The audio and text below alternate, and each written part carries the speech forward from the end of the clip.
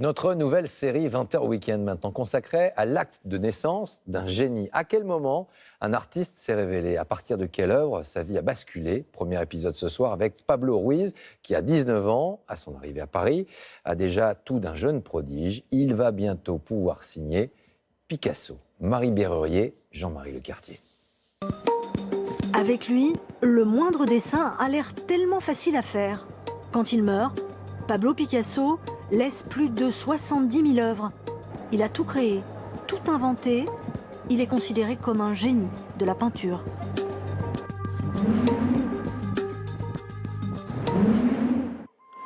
Quand Picasso arrive d'Espagne, en 1900, il a 19 ans. Et à Paris, personne ne le connaît. Mais qu'importe, la vie parisienne lui plaît. Il veut rester ici, bien décidé grâce à son art à se faire remarquer. Picasso décide à ce moment-là d'ailleurs de signer uniquement Picasso et non plus Pablo Ruiz Picasso. Il vieillit un petit peu son visage. Il souhaite montrer à son public qu'il est un artiste déjà affirmé, qu'il a conscience de l'importance de son art et que son art est quelque chose qui traversera le temps. Et si Picasso est aussi sûr de lui, c'est parce qu'à 20 ans, il a déjà plus de 10 ans de métier derrière lui. Son père, professeur de peinture, lui a appris à dessiner dès l'enfance. Pour lui, Pablo a un don unique. Et à Paris, dans les archives du musée Picasso, on en trouve la preuve. Picasso a 12 ans et déjà, il dessine comme un adulte. On l'oublie souvent, Picasso est d'abord un grand classique.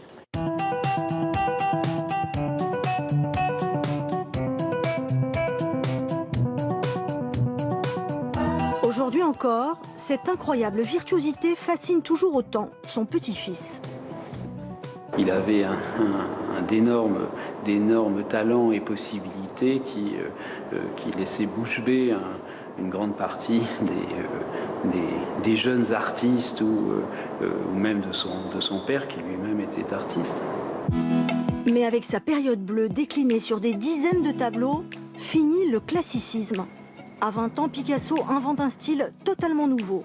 La maladie, la pauvreté, la mort, la couleur bleue décrit le monde tel que Picasso le voit.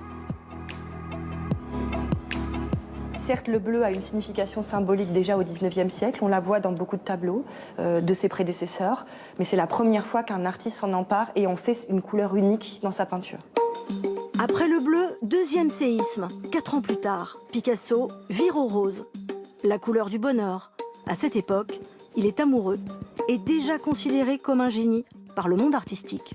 Tous comprennent immédiatement que Picasso est différent, que Picasso est un monstre, que Picasso est plus fort qu'eux, que Picasso les domine, et cela ne s'arrêtera pas jusqu'à sa mort en 1973.